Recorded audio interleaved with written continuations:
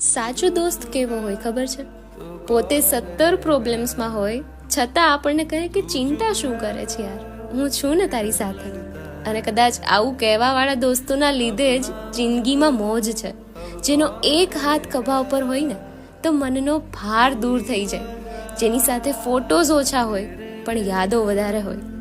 અને જ્યારે કોઈ આપણી વાત નથી સાંભળતું ને ત્યારે એ જ બેસીને આપણને સાંભળે છે.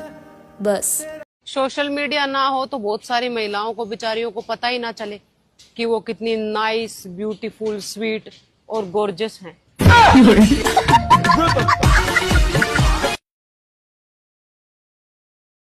क्या हुआ, इतना क्यों हंस रही हो?